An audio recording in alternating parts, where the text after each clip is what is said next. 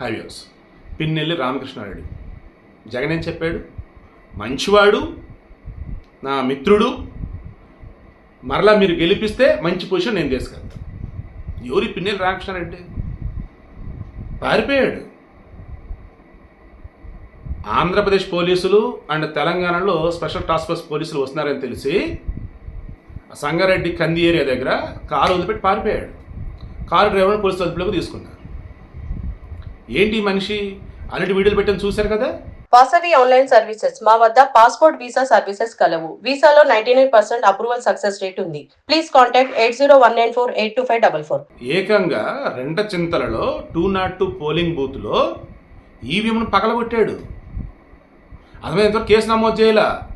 ఆ వీడియో వారం తర్వాత బయటకు వచ్చింది. ఎలానో అది కనుక బయటికి రాకపోతే వామ్మో, ప్రజాస్వామ్యాన్ని ఎంత ఘోరంగా చంపేస్తున్నటువంటి మనుషుల్ని మనం అయ్యో నాయకుల్లా అన్న ఫీలింగ్తో వాళ్ళని గౌరవిస్తూ ఉండేవాళ్ళం.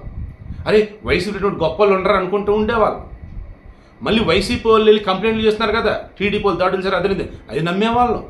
వాడు ఇందా కామెంట్ పెట్టాడు, ఏమంటారు, పచ్చగా ఉన్న వాళ్ళకట లోకమంతా పచ్చగా ఉండిద్ది అన్నట్టు. వీళ్ళు అసలు పచ్చ మీడియా ఏందో, పచ్చ బ్యాచ్ ఏందో. ఒరే తల్లే, కొంచెం ఆలోచించండి.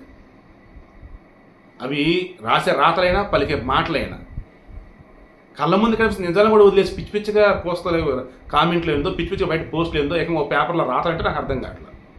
ఏమైంది ఇప్పుడు? లుక్అవుట్ నోటీసులు జారీ చేశారు. ఎయిర్పోర్ట్ మొత్తం చెకింగ్. ఒకవేళ షిప్ ద్వారా కనుక వెళ్ళాలంటే చెకింగ్.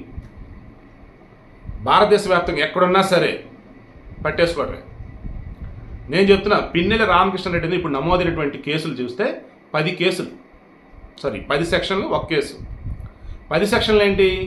ఐపీసీ సెక్షన్స్ వచ్చేసి 7 ఉన్నాయి. తర్వాత రిప్రజెంటేషన్ ఆఫ్ పీపుల్స్ యాక్ట్ అని చెప్పేసి దాని కింద 2 సెక్షన్లు.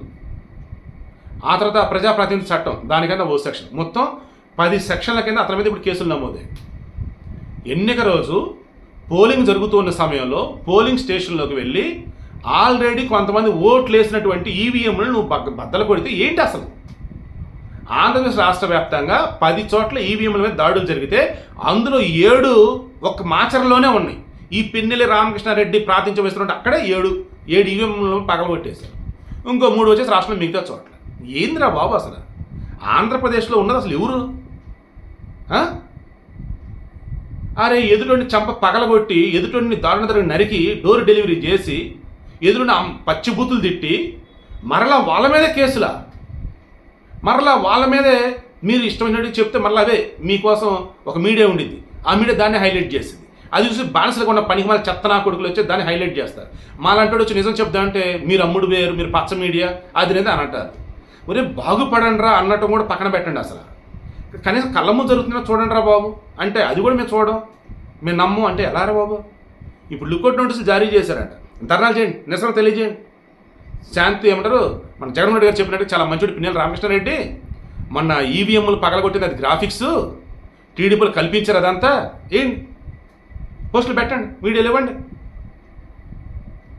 మారండి రా బాబు. ఇప్పటికైనా సరే ప్రజాస్వామ్యం భ్రష్టు పట్టించి పడేశారు జగన్మోహన్ రెడ్డి 5 ఏళ్లలో.